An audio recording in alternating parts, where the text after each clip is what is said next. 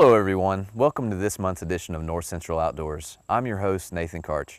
We are going to talk about my favorite time of the year, and that is deer season. So you got low humidity, cooler temperatures finally. Everything's starting to, kind of slow down, and it's just a perfect time to be out in the woods because there's no bugs. It's fantastic to see the wildlife in the early mornings, the afternoons. I mean, it's just my favorite time of the year. So we're going to jump right into our 2022-2023 deer season. So you might be asking, what are the dates? So we're going to cover all three: archery, muzzleloader, and big gun. So the dates starting from archery is going to be September 24th through October 28th, and then it closes for the weekend. It will be juvenile weekend, and then we'll open back up on Halloween, October 31st through November 4th. That is your archery season. Your muzzleloader season will come in November 5th and run through November 18th. And then immediately following that, November 19th is the start of big gun season. And that will run all the way to January 8th. After January 8th, you will have an antlerless private lands only hunt, strictly just for private lands. And you can use whatever method you want, but it's for does only. And that will run for a week. So that will be the 9th of January all the way through the 13th. So you might be asking, what are some licenses that I need for deer hunting in general? So this year, we have excluded one license that you have needed in the past, and that is the Type 94 permit. So that usually falls into a firearm season during muzzleloader or gun. You would always have to purchase that permit in order to take does. This year you don't even need it. We've kind of excluded that from our licensing, and now you can just purchase your normal Type 001 combo hunt and fish. That's your fishing and small game permit. That's kind of your base license, and then you can build on that. For archery, it's a Type 101, so a Type 10. And then muzzleloader is a Type 011, and that's your muzzleloader, and then a 009 is your gun. So depending on what season you want, or if you want to hunt all of them, you'll have to get those additional supplemental licenses. You can go another route. It's a little bit more expensive, but it will cover everything in the state. It's all the state supplemental licenses. That's what I personally get every year, just because I can do whatever I want and I know that I'm covered. And that's the sportsman's license. That's your Type 004. And then of course, if you are a lifetime license holder, you're covered as well. That's just like a sportsman's license, but you've got it for the rest of your life. So those are all the licenses that you have. Some major changes, maybe major to you, was the Type 94 exclusion, that you don't need it. And then the other big one is Bobcats. So used to, at the end of November, that's kind of when Bobcat season would roll around, and it would go all the way to the end of February. Well, now, if it is deer season, period, you are allowed to harvest a Bobcat. So that is one of the big changes that has taken effect this year, along with the Type 94 exclusion. So just be mindful of those two changes. I think that'll help you out. And if you have an opportunity to take a Bobcat while you're deer hunting, you can now. It doesn't matter. Do you need hunter education? Yes, you do. So if you've not had it, go ahead and knock that out. You can do it exclusively online now. You can do it through the NRA, and it's completely free. The cool thing about it is, you don't have to go to a week-long class anymore, to a physical location. Being all online, you can kind of save your progress as you go. So people with busy schedules and stuff like that, it's very easy to do it and save your progress. You can do it at your convenience. Once you get it done, print off your certification. That will be uploaded into our state database. You'll be on file, and you will actually have that hunter education requirement satisfied for pretty much the entire U.S. It's reciprocal, very much like our handgun carry permit laws. So if you were to go out of state and want to go hunt, you have satisfied that requirement as well. And it's a one and done thing. So anyone born after January 1st of 1969, you are required by law to have that requirement. So if you don't have it, go ahead and knock that out. What are the bag limits for deer season? So you are allowed 2 bucks per season, And then here in the Middle Tennessee area, Unit L is what we fall under. And that basically goes from the plateau and the district divide all the way to the Mississippi River, with the exception of the CWD zones. So those that are deemed CWD zones, they don't follow these same bag limits and everything. But Unit L is pretty much all of the Middle Tennessee area. You're allowed 3 does per day all season long. So that's a tremendous amount of deer. But again, two bucks per season. So however you want to do it, if one is archery, one muzzleloader, whatever, but you can't harvest those 2 bucks on the same day. So it's one a day, and then 3 does per day. Now, if you apply for a quota hunt or something like that, you can be granted bonus bucks. So that will not count towards your statewide bag limit. So that's kind of a cool thing. Those quota hunts have already since closed, but if you got drawn for one, you might be able to get one of those bonus bucks. That's pretty cool. How do you go about tagging your harvest or reporting your harvest?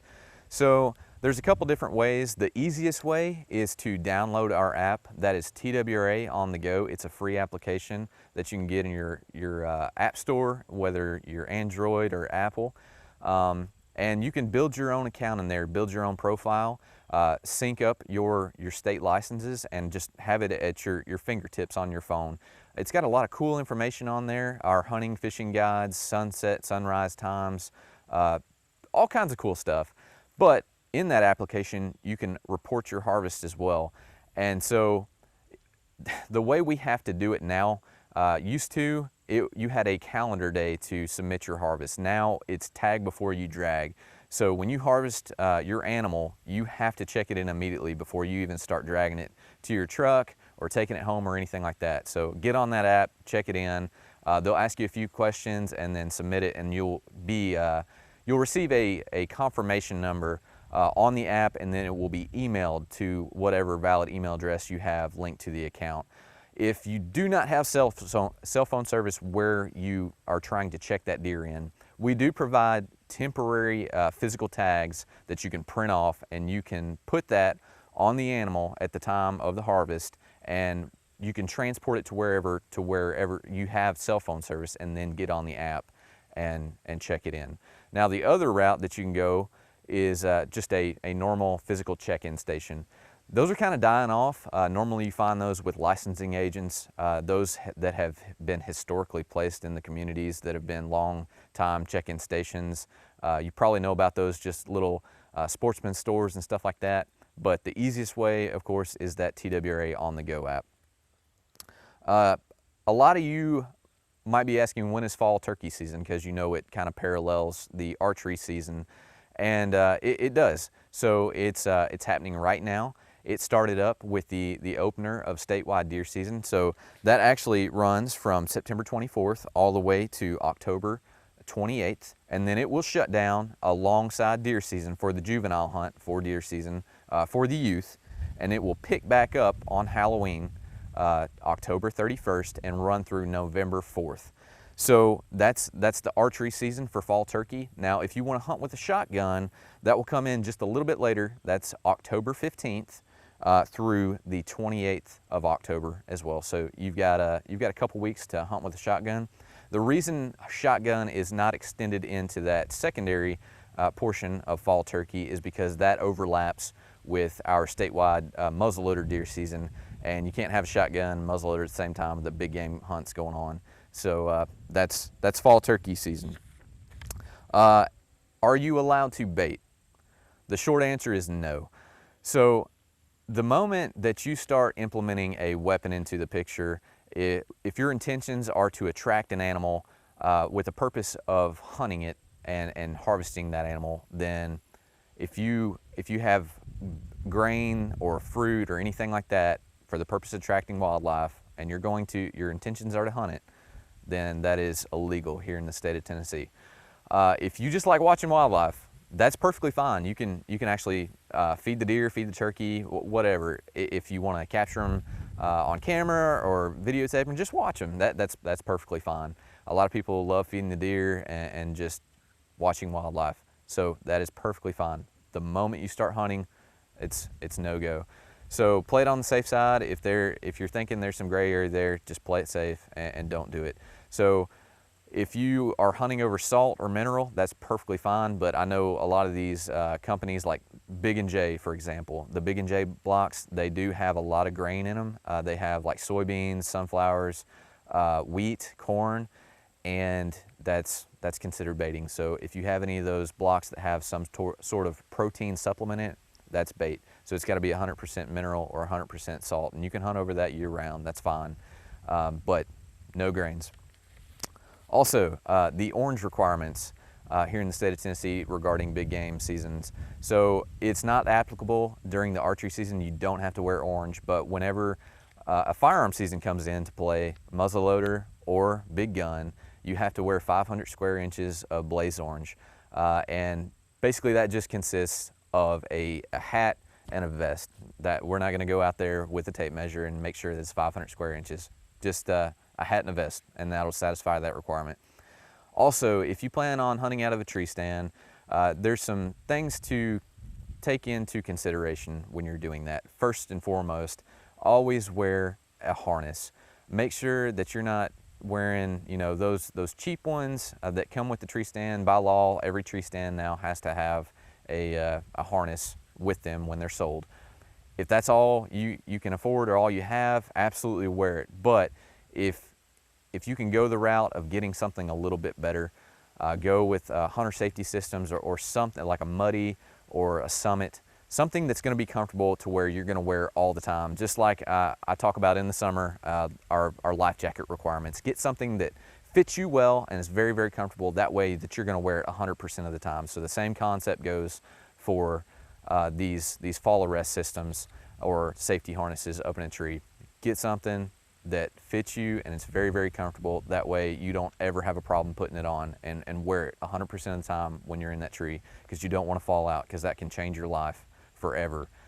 If it's just, you know, a bad injury or it could result in death. I've worked a ton of hunting accidents where it's resulted in very serious injury or death, and we don't want that to happen to you.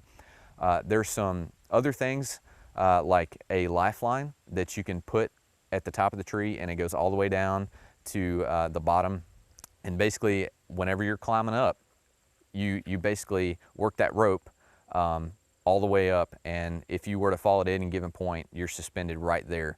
So that's very nice to have. They're maybe 20 bucks on Amazon. It's a good thing to have. Also, use a lineman's belt as you're ascending the tree. That's also a very good concept. If you don't have a lifeline, make sure that you just have a good point of contact against that tree at all times, and maintain three points of contact at any given time when you're climbing. Also, when you finally get up there, use a haul line attached to your tree stand. That gets backpacks up, your weapon up. Don't try to climb with all that gear. Just have that line attached to the bottom of your stand and attach the gear at the base of the tree, and that way once you ascend the tree, you can just start hauling it up. So that's very, very good information, and I hope you take that into consideration. I encourage everybody to use some sort of fall arrest system, a lifeline, basically a safety harness, or a lineman's rope. It's very good. And then finally, it is the time of year where you're going to see some poaching activity. People kind of riding roads back and forth to where you have seen a lot of big bucks. If you see any type of spotlighting, whether it's a handheld spotlight or people shining a field with their headlights, or they've got these big LED light bars nowadays, please report that information. You are our eyes and our ears. We couldn't do it without your help. The public is huge for us in reporting these violations, so please report it immediately to your local game warden. If you don't know your local game warden, please contact our regional dispatch, and they will get in touch with your local game warden, and we'll be dispatched out immediately. Our Region 2 dispatch number is 615-781-6581. And you can always call that number and report it, and we would love to work it. But please don't sit on that information for any given time period, like a week. We constantly get reports that have been 1 to 2 weeks old or even a month old, and we just can't do a whole lot with that. The best thing that you can do if you see that violation occurring, if you can pull out a phone and record it, that's fantastic. If you can get a tag number of the vehicle, a physical description of the vehicle, or a physical description of the person, that goes a long way in our investigation. So we appreciate all your help, and we could not do that without you. So that wraps up this month's edition of North Central Outdoors. I appreciate you all, and I hope everybody gets an opportunity to go out and enjoy the beautiful outdoors. Get out there and get in a tree stand. Hopefully you might harvest your first deer, and it's just a fantastic time to be out and just clear your mind, relax, and enjoy God's creation. Be safe, and we'll see you next time.